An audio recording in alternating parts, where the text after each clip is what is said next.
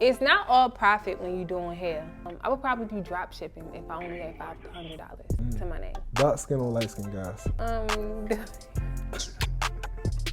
Go ahead and say it. Say it. Delete dark skin guys. Ooh. Ah. My personal definition of success, like I feel like I finally made it where I can enjoy my time with my family without feeling like I gotta hurry up and get off work. Like just enjoying life, enjoying like my quality time. That's how I know I'm very successful.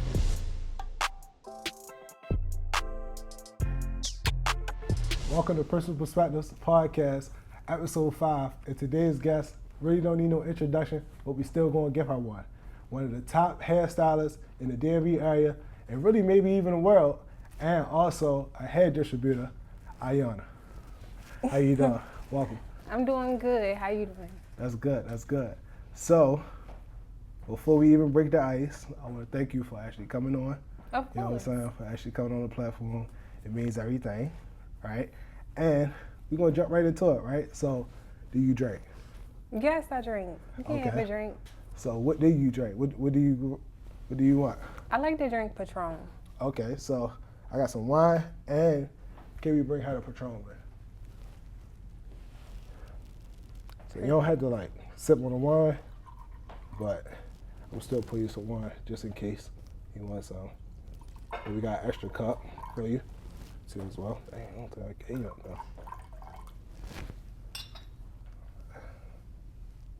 though. And we got a Patron for you too Okay, as perfect. well. I'm gonna need it to like loosen up a little bit. So the first question I do want to ask is like, how's your mental from like 1 to 10? Oh, my mental is like a 10.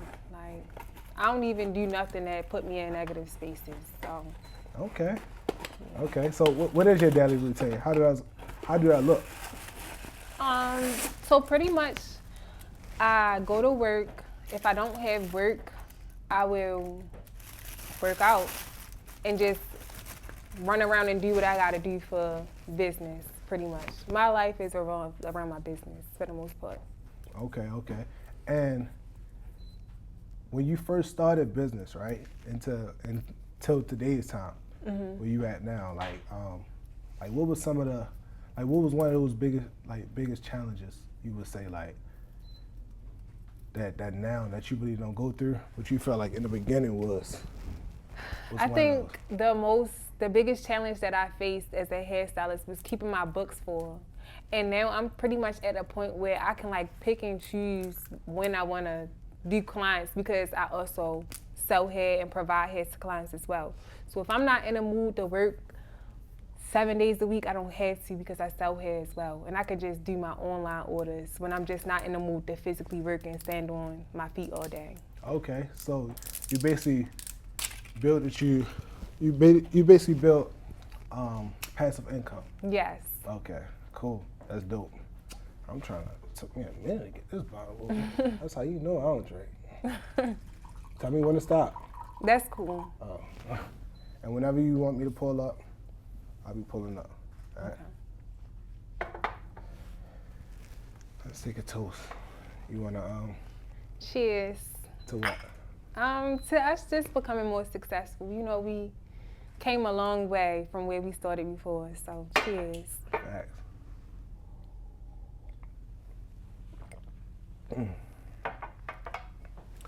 Shit. All right. So first question, who was Ayana and what was it like growing up? So Ayana is a 24-year-old girl that does hair. I like to have fun. I'm a free spirit. I keep things very straightforward for the most part, and what you get is what you see. What you see is what you get. My life growing up wasn't the best, but it wasn't terrible neither. Like, I didn't come from the trenches, but my parents wasn't well off at all. So I always had to learn how to work and get things by myself. Like, I wasn't spoiled. I'm the middle child, so I always had to just do things on my own. Okay, so you spoke on like your environment wasn't bad, but it wasn't the best neither, right? Mm-mm. And then you spoke on parenting as well, right? Do you feel like if you grew up in a different environment, your situation or like where you at in today's time would be a little bit better, or would it be worse? Or That's not something I can answer because that's not what was in my destiny. But I am grateful for what I went through because I wouldn't be where I am today. And I know that it's more to come. This is not it. So I'm very grateful of how I was growing up. Like, I'm blessed. All right. So what is something about your upbringing that you appreciate now that you didn't before, though? So when I was younger, I used to be like, oh, my parents so broke, they so broke. But I was missing the fact that I have two parents. A lot of people don't have two parents. And I got parents that's very supportive and always there and hands-on. Like, I took that for granted. Like, I have a father that never missed a softball practice or a volleyball practice of mine, or never missed that daddy and daughter dance at school. My mom was very hands-on. We went to church with my mom all the time. So I'm just thankful that I have that loving and supportive family that I did have, which is why I'm able to be like who I am today, because it's like they was backing me. I had that support backing me every step of the way. It probably wasn't always money and financial wise, but I always had that support there. Okay. So you said having two parents in a household, right? Mm-hmm. Do you think having two parents in your household molded you into like characteristic, like as far as your character, different type of stuff like that? Like absolutely, because you have characteristics that you get from your mom, and then you have characteristics that you get from your dad. No disrespect to my mom, but I learned so much from having my father around. Like, just a man that's always calm, always wise, not wilding out. You know, as women just be like chaotic, but I always had a male figure that was just calm. I could come to him about everything, you know. I really appreciate that about my father. Right. Okay. So you spoke on sports, right? Volleyball and softball, right? How did you transition from sports into hair? Was you like always just doing hair, or? I always did hair. So I always played sports and I always did hair. When I was in middle school, when I was in middle school, I always did my friend's hair, and I have an aunt that she did my hair, so she kind of taught me how to do hair while I was younger. And I always did my friend's hair in like middle and high school, and then I was also in a hair magnet at Milford in high school. So that's how I learned to do hair. But my father always had us in sports, so sports wasn't even a question for me. Like, I played sports since I was 2.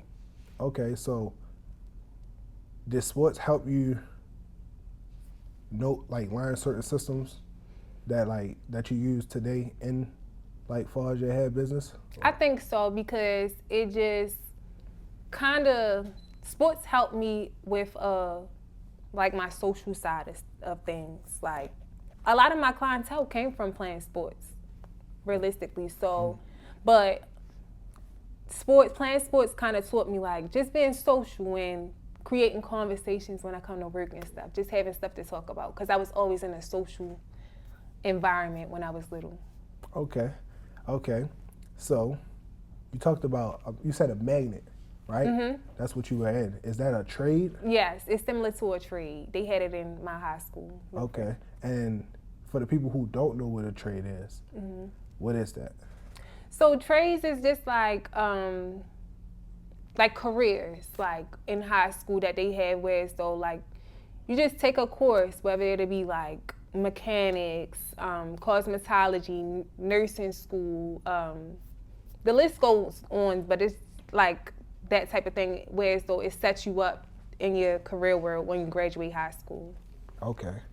All right, so you spoke on family, right? Do you have any siblings? I have plenty of siblings. I got 4 other siblings. It's 4 girls and 1 boy. Okay, 4 girls and 1 boy. How's it like growing up in a household with 4 All girls those kids. and a boy. That's why I said my upbringing wasn't bad, but it wasn't the best. Like, we always lived in the county, and we always had like a nice environment to live in, but it was like piled up. I had to share a room with all 4. It was all 4 girls in one room, and then my brother always had his own room. Okay. So it's like we was piled up in like a 3-bedroom house. That's not it, you know? I always had to work. So was it strict, like, No. for the girls or no? No, I didn't never have strict parents. Okay. I always had open parents. I could come to my parents about anything. Yeah. See, with me, like, growing up in my household, it wasn't as much attention on me, so I could be able to go do what I wanted to do. But Yeah, girls, I always could do do what I wanted to do, regardless. Like, I always had, my dad was open, like, just be honest with me, tell me what you want to do. I'd rather you do it here rather than you in the streets. Like, I had a good dad. Facts. Okay. So, we spoke on family, sports, a little bit about your background history and how you lead into hair. We spoke on siblings, right? As a woman, what is your opinion on love?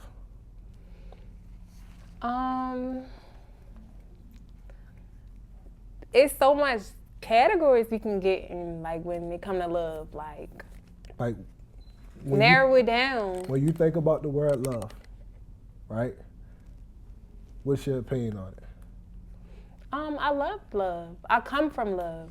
I'm surrounded by nothing but loving people, so I love it. I don't know how to describe it. Like, I am love. I love the love. Okay. All right. So, following up off of love, are you single or are you in a relationship? I'm in a relationship. That's fine. So, run us through. Like, run us through. Like, how did you meet this person, and are you in love? Yes, I'm in love. I don't really like to talk about my, like, too much into my relationships, but me and my partner been together for like a year and some change now, and we still going strong. Facts. Okay, that's fine. That's good. They actually hit, right? So, also saying that you worked at Applebee's, right? Before you, like, at what point in time did you know, like, it was time to quit and go full time into hair and know what you're doing? I hated that job, and I knew it was just a stepping stone. Like, I never wanted to stay at no Applebee's, so I was just like, I had a vision, like, all right, I'm gonna run it up until I get this amount and I'm gone. So my breaking point when I was working at Applebee's was when I got sent home because I didn't have a belt on. I'm like, I don't need y'all. Like, y'all is crazy. So when she sent me home because I didn't have a belt on, I just used my tip money and just was taking free models, like, that whole week. Like, y'all can get your hair done for free. I don't even care what you get, just, like, come get your hair done. And that's kind of what set me up to, you know, start my hair career and take it seriously, because I just didn't like the feeling of somebody like, oh, well, go home, you don't got a belt, and you don't even know what I got to pay. Well, you don't know what I need my tips for. Right. And you sending me home. So I didn't like the feeling of that.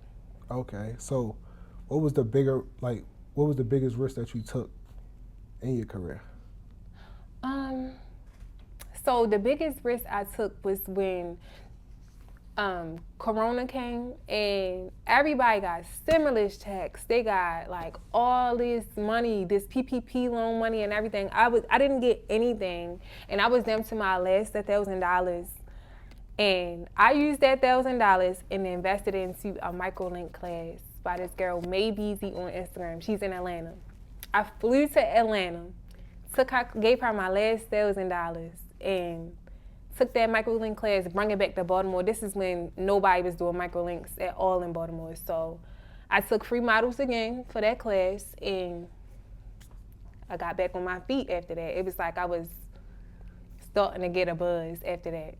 Like, looking at your business and saying, okay, cool, I'm here, right? We just throwing a hypothetical number out, right? I'm at 100,000, and I want to get to 500,000.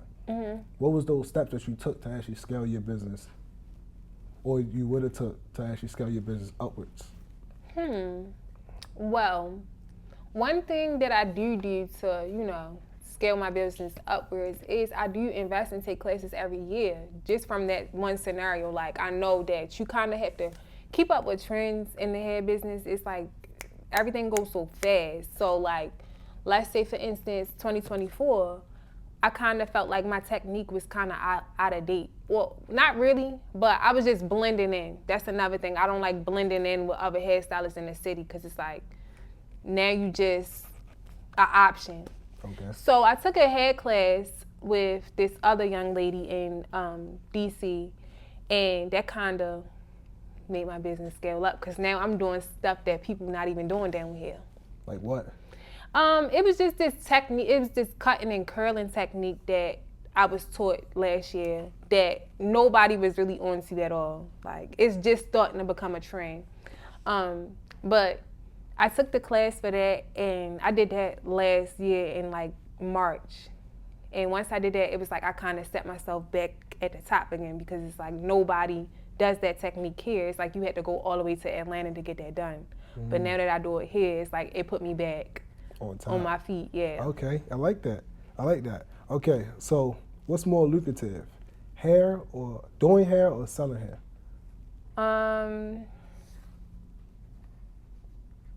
I think both is really like a high demand thing, but in my opinion, like where I want to be at in life, selling hair is gonna get me there because it's not so like standing on your feet in one place all day.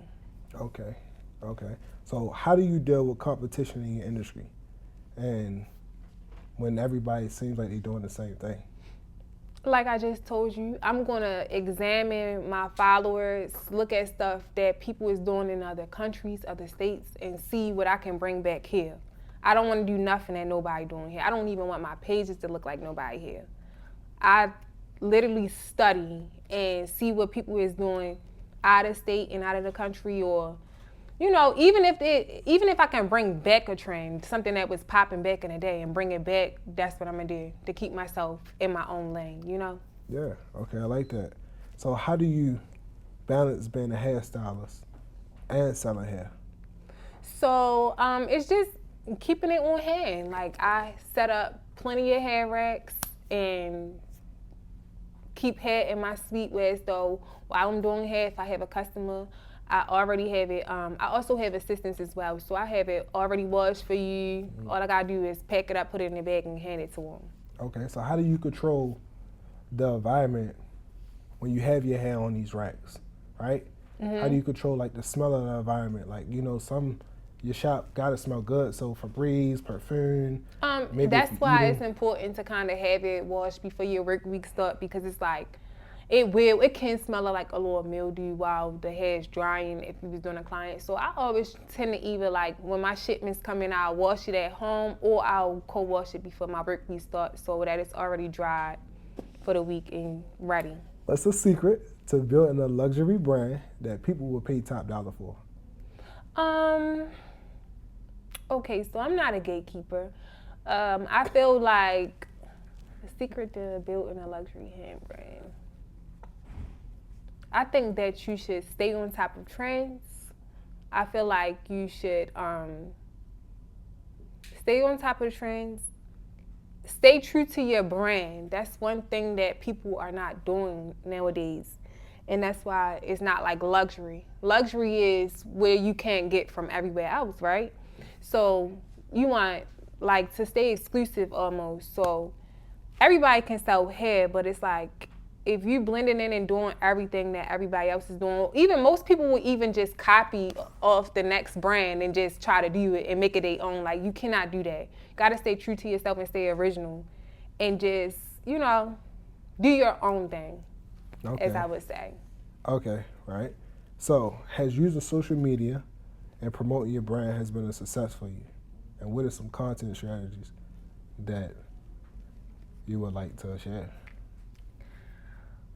Content strategies. I don't have no content strategies. Not that I can like literally know, like that I know of. I just would say post. Because out of sight, out of mind. If I don't see that you have hair on hand, how would I know that you got hair on hand? Just post it. You know? So consistency. Consistency, yeah. Okay. Make sure people know that you have it on hand. Like, it's not always about how something looks. Okay. Aesthetics can play a factor, but people want to just know if you got it on hand. Like if I'm trying to get some hair and I need it for my appointment, I need it now. Like, do you got it or not? You know? Yeah. Okay.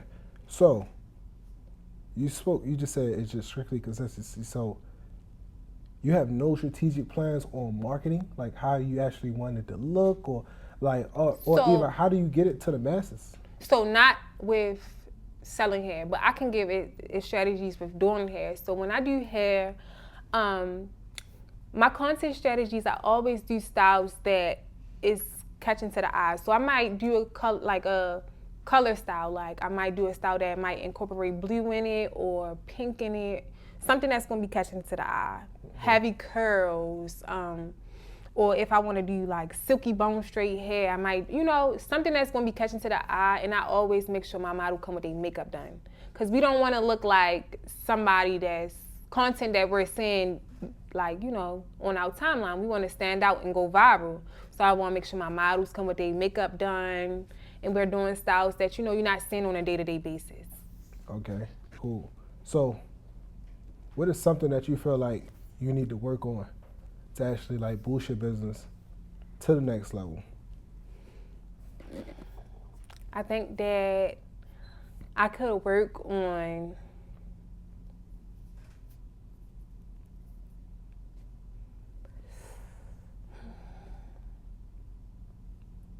what could I work on?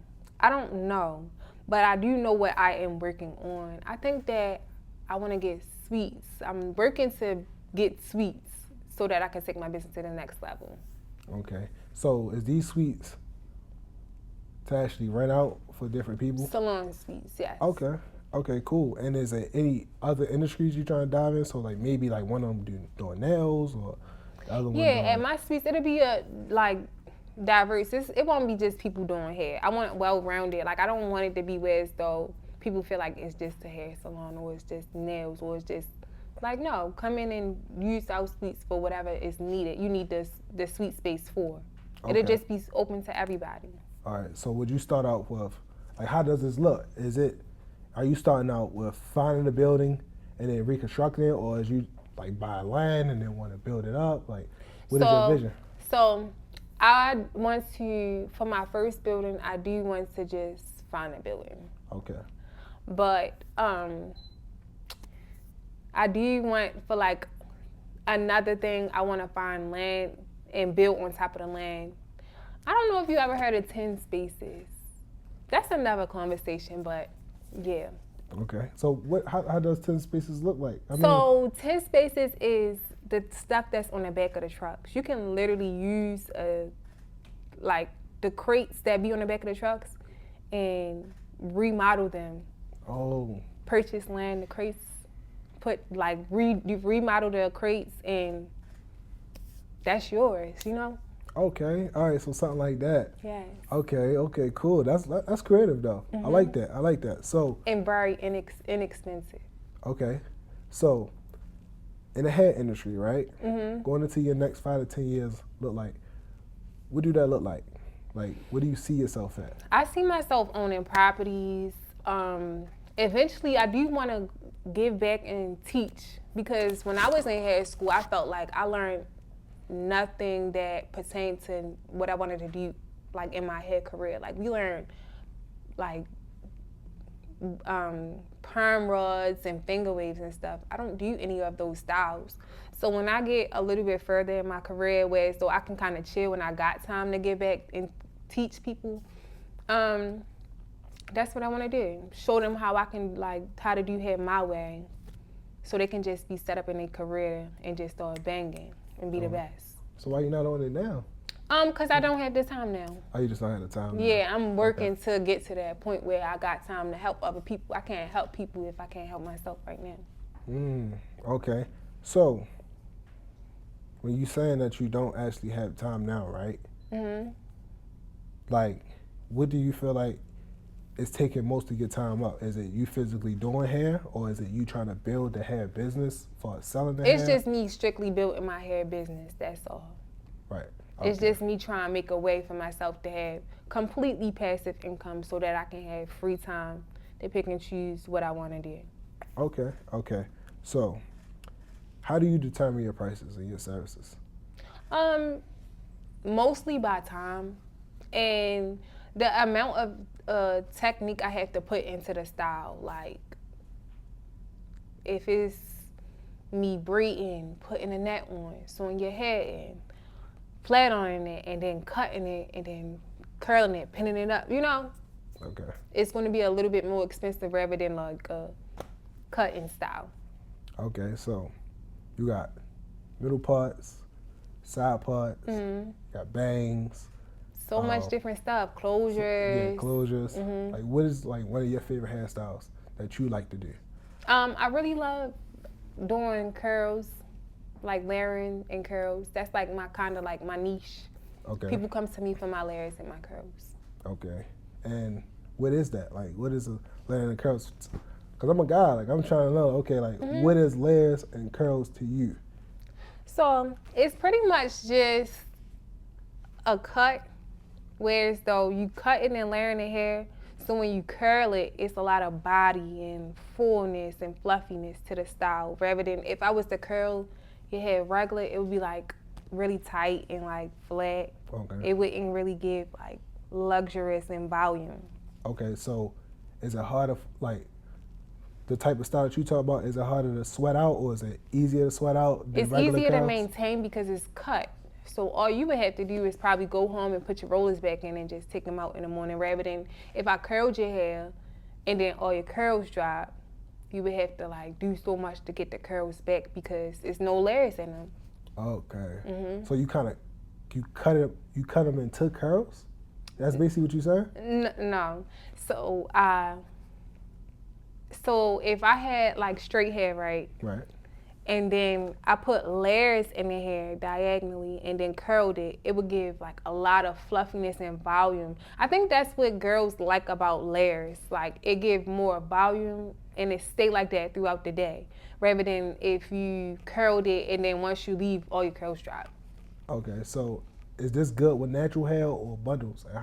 I think that people prefer it more on bundles because bundles is fuller. Okay. And how many bundles is required for this? So you can get it with 3. Most of the styles I do though, I prefer people to bring 4 and 5 bundles because by the time I'm done cutting up all the layers, we taking off hair. So I like for people to bring 4 and 5. 4 or 5 bundles? Yes. And what's the pricing on that if somebody was to come and get it from you? It can range. So I know if like my packages for 4, it's like it started at like $700. But like 5, we like in a 9, close to 1,000 range for 5. Okay, cool. Hear that, fellas? Yeah. Yeah. All right. So you just gave me some game, right? Just broke everything down.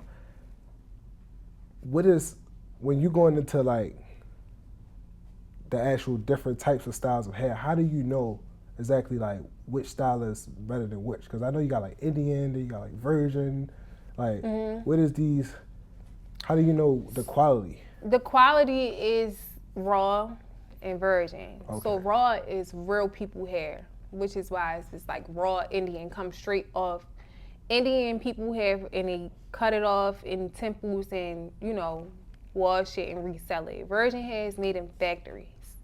So it's factory made and used with chemicals. But raw hair is raw, real people hair.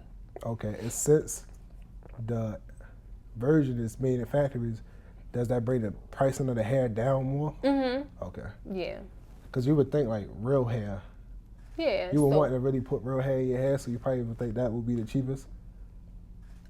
It's not cheaper But it's though. not though. Yeah, it's just not a game. Because though. it's just sourced from real people. Real people go to temples and sacrifice their hair. It's like it's like part of their religion that they have to like literally scalp them. Like bald. Yes. So it's expensive. People is sacrificing their hair for this hair business. Yes. I like that. That's something that I never knew. Yeah. About the hairstyle. Okay, so what is something that most people don't know about being a hairstylist, like behind closed doors? We dedicate a lot of time into doing hair. I miss out on a lot of like family events, friends events. I'm always late to everything because I'm like the last person getting off. Barely any sleep. Like sometimes I don't even get a chance to go to sleep till 2, 3 in the morning and gotta be right back up. It's not all profit when you're doing hair. Like it's literally not all profit. We invest so much back into products and inventory, and I invest into like stuff like this. I invest into my brand a lot, so it's not all profit. Yeah. Okay. So investing, right? Mhm. Versus investing versus your ROI, right? Which would mean return on investment, right? Mhm. Do you feel like you met your ROI, or do you feel like in the following years you'll hit that trajectory of how much you didn't put into it, you'll probably get back? Maybe not yet. Mm. Maybe like in a year or two, I'll probably meet that goal where so I'm finally getting the fruits of what I put in. Okay, cool. And what are some steps that you're trying to take to actually get there? Because you spoke on Sweets and stuff. sweets and stuff like that, but I'm talking about the micro things. Because, like, jump into the sweets, right? Mhm. Did you already understand? Okay, this would be this type of budget for this, right? And I'm stacking that on top of what I already invested, but I still want to meet the requirement of getting back what I accumulated for the last couple of years or the last couple of months. Mhm. So, like, at what point in time or what steps are you taking? All right, I put in 20,000 already. Before I go in investing into the suites, I want to be able to make 40,000. A return on investment, me investing into it and doubling it. You get what I'm saying? Like, I want to be able to make that 40,000. What is the small steps that you're taking to actually see that return? I don't think I'm that far yet. Like, I think I'm just like trying to make a way. But maybe you're opening my mind to focus on certain things to make sure I am receiving back what I'm putting in instead of being so quick to like invest in this and this. No, it's fine though. It's fine to invest, right? You feel me? Assets over liabilities. But when you are scaling your business at certain point in times, you do have 3 different like financial categories, they would say, right? You got the savers, you got the investors, and then you have the passive income, right? To make up for saving and investing if you want to go do other things and venture off to other different situations. So you already investing within your hair company, right? As far as actually having the actual hair. And then, well, from what I'm taking from it, you feel me, this conversation, you actually investing within the bundles, and then on top of that, you're investing into actually where you're doing your hair at, right? And then different products that you actually had to do in between, and a regular lifestyle, which is your everyday lifestyle. Different products, and we have to go into marketing. And marketing. That's why I said I haven't really received my investments back from, it's more so from marketing.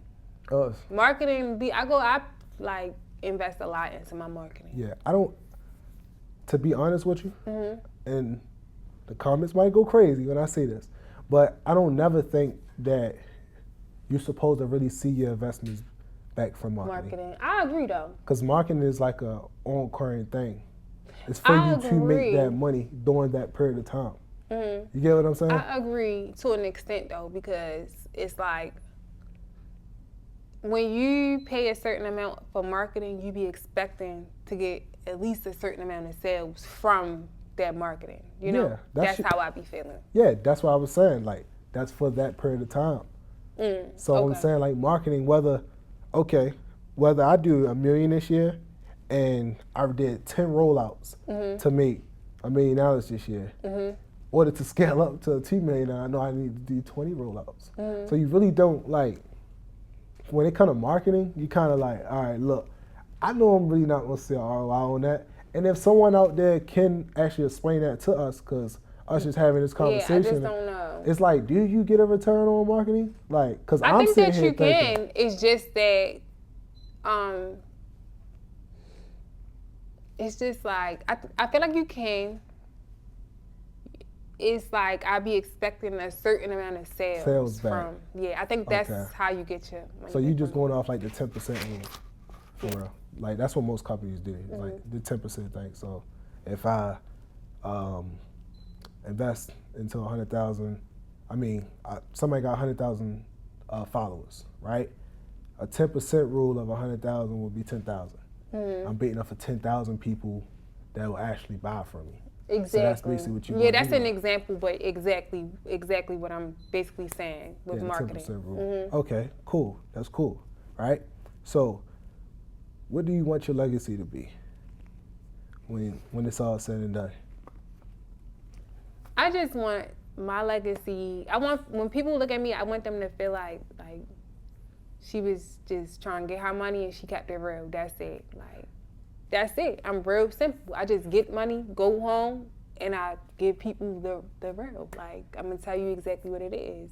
Okay. So what's your personal definition of success? Because I can ask you what's your definition of success, and you just give me the definition of success.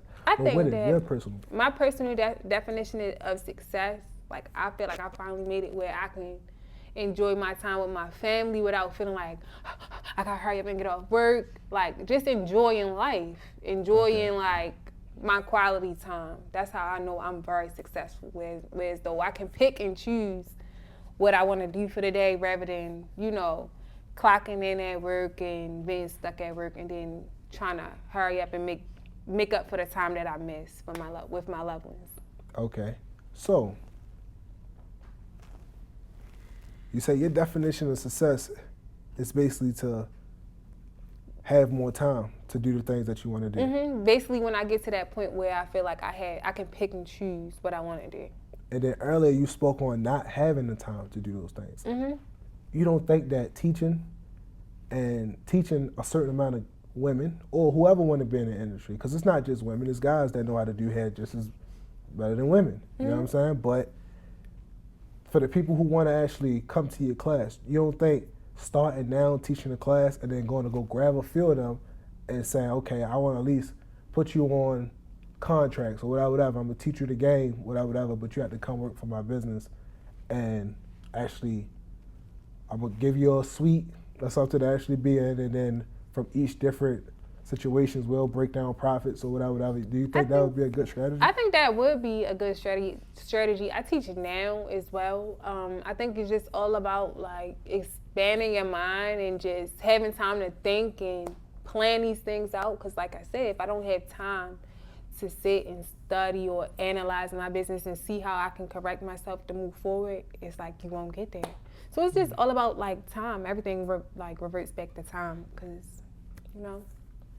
But I definitely feel like that could be a plan. And I also feel like this year I want to invest into having like a mentor, somebody that could analyze my business for me because we all don't have the same mind. So what I'm thinking about doing and how I could expand my business, somebody might have a bigger and brighter idea for me. So I think I want to invest into a mentor this year that could just put it so simple for me. Okay. And what are some of the mentors that you do know now that you feel like can help you do those things? Just other business owners that sell hair. I follow a few on Instagram. I don't know the names by heart, but I feel like just seeing other girls that's just a little bit more ahead than me. I don't mind supporting my mutuals. Like we all don't think a lot. We're all not thinking the same thing. So I feel like just getting mentorship from other girls can help me expand as well. Okay. If you had to start over with just $500, how would you rebrand? I mean, how would you rebuild your business? If I had $500, so with my $500, I would literally order probably about my 3 or 4 bundles We got social media now. I would probably do drop shipping if I only had $500 to my name. What is drop shipping? So with drop shipping, that's not even you having to purchase inventory. It's literally pre-order. I would probably find a vendor that ships out quick for me. And like with my first couple of sales, I would probably get nice packaging to send to the vendor. So by the time, like once I'm on a roll with my business, they packing it up for me, got my brand name on it, you know, and everything. But with that $500, I would just probably get like 3 or 4 bundles and promote it and put it in myself and just promote it and just do drop shipping with that vendor. So you're basically using somebody else. You're using the vendor. Yeah, I still buy from the vendors now, but I'm just getting it in one hand, getting it sent to me. But instead of them sending it to me, I would have them just send it directly through to the people that's ordering on my site. So that's not something that you feel like you would want to add to what you got going on now? Or? No, because I could do it eventually if I have finally get the right system for it. My only issue about it now is that the vendors that I've tried, and I can find better ones, but they messed up. So okay, so they first and that's done. No, it's not like a one and done. I tried it a couple of times and it was just like, no. Okay, all right. So you tweeted, a part of you have to die every time to evolve. Like, can you elaborate on that?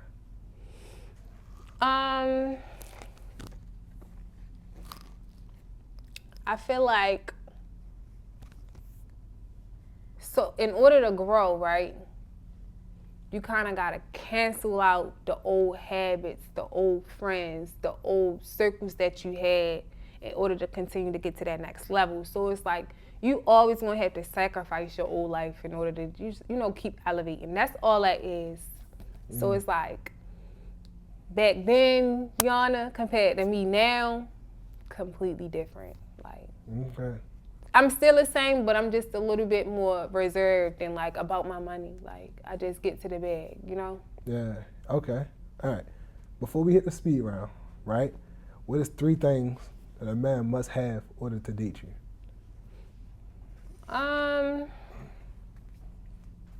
And keep it real. You're in the hot seat.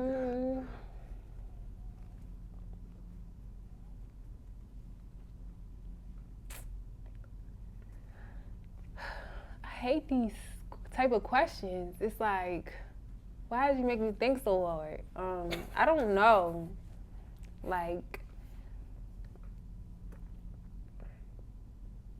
I don't know.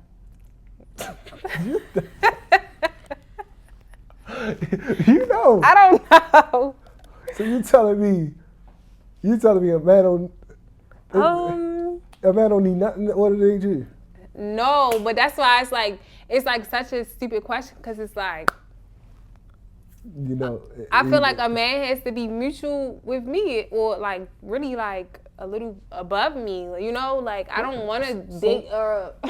Right. That's why this question is so stupid because it's like, what am I gonna say? A car, a job. No, I'm just saying, what is the 3 things? It's just 3 things that okay, cool. I just feel like this person should have in order to date me. You just said, he got to be a mutual but a little bit above. So I guess finances. Finances is one. Mindset. Mindset is 2. Similar mindsets. And the third one would probably be, I feel like now that I'm 24, I feel like kind of similar upbringings. Yeah. Similar upbringings. So, do you feel like most people trauma bond? I think that yes.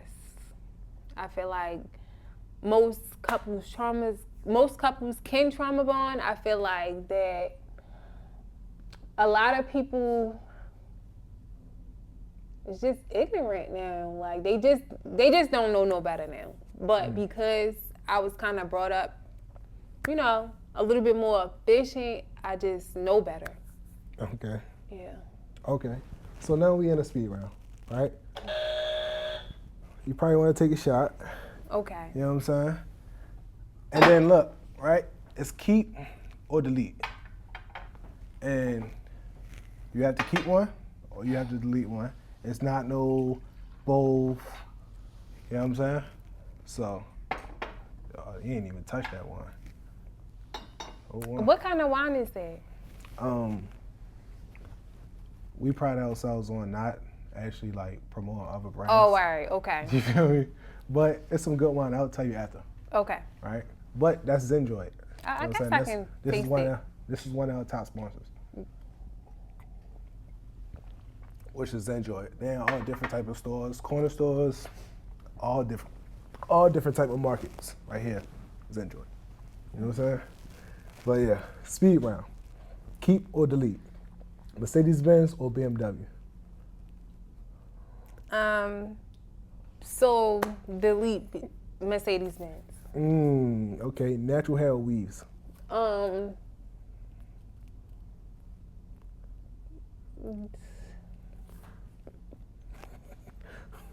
in that hot seat. Delete weaves. Keep natural hair. Blonde hair or black hair? Delete blonde hair, keep black hair. Dark skin or light skin guys?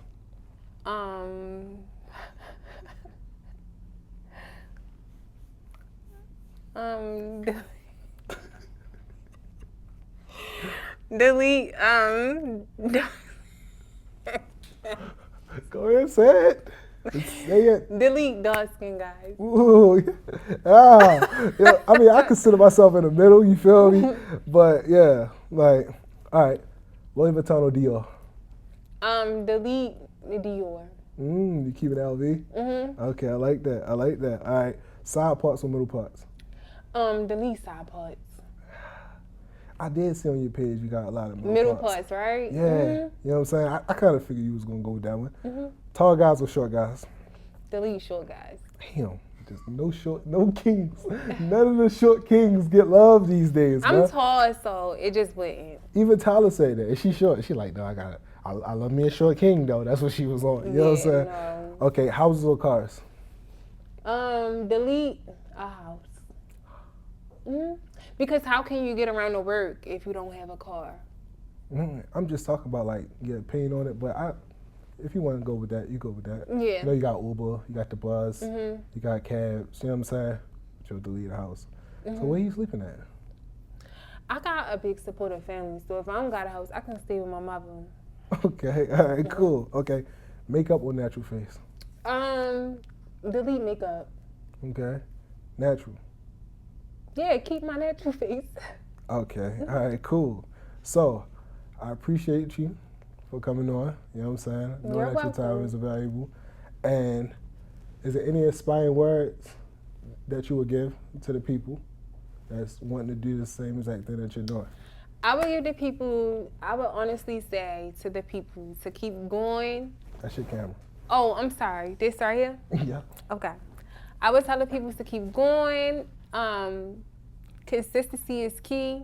I would like for people to know that convenience is key. So whatever business you're doing, make sure you available, make sure you convenient, make sure you is there, available to the people, and just stay focused. Don't pay attention to the haters.